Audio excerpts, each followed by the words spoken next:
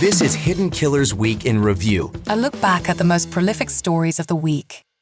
This is the Hidden Killers podcast with Tony Brueski. Featuring author, psychologist, and daily contributor, Siobhan Scott. Donna Adelson, September 30th. That's the date that we'll be seeing that trial. And supposedly we will, because there is no plea deal that's being offered by the prosecution.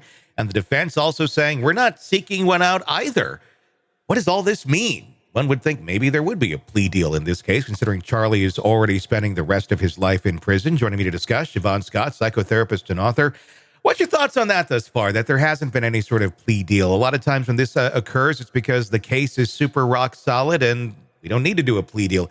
Is that necessarily the case here, though? Or is there more of a long-term strategy going on in the ways of investigators, law enforcement, and the prosecution? Yeah, I guess a plea deal could still come in the future. And it may be a game of chicken to see who caves first, who thinks they've got the better case. But both sides, it may also be that both sides think that they've got a good chance of winning in trial.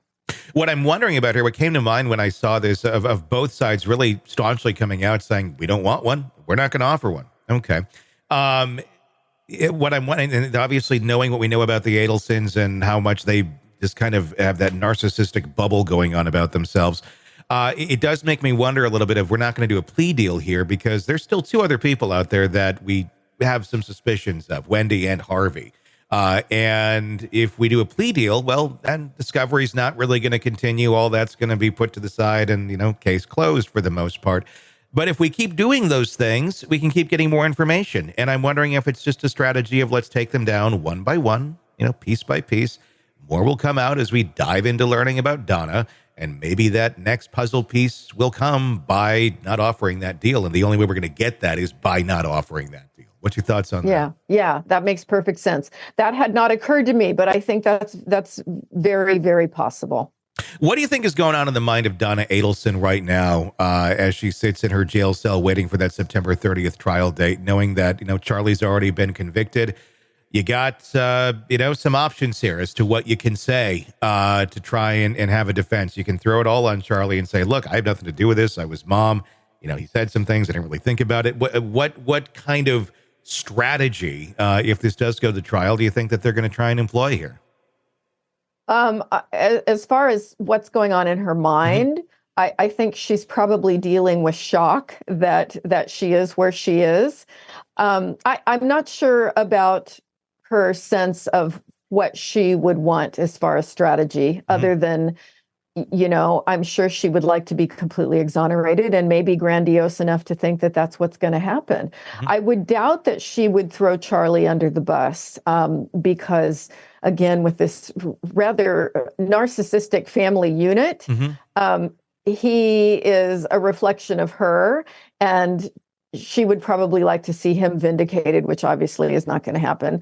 But there's this tendency to think that we are above the normal ways that other people are expected to behave. And so my guess is she's sort of clinging to that thinking process. Is that why we don't see narcissists? Obviously they're quick to throw other people under the bus, but this is different. It's her own kids. It's her own kids, and that makes all the difference. Is that the difference? Because it's that view of this is an extension of me. Exactly. Versus just, here's another person that's accused of this crime. Yeah. Everybody else is expendable, but for the narcissist, their children are a part of them.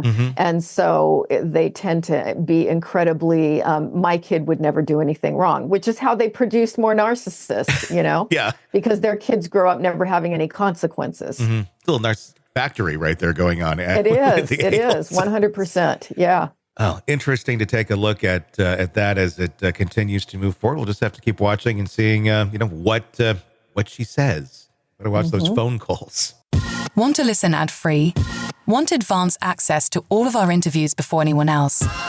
Become a True Crime Today Premium Plus subscriber on Apple Podcasts. You get every episode commercial-free, so you can binge on true crime until you can binge no more. Search True Crime Today Premium Plus on Apple Podcasts now, or go to our podcast page and sign up now. More of the Hidden Killers podcast next.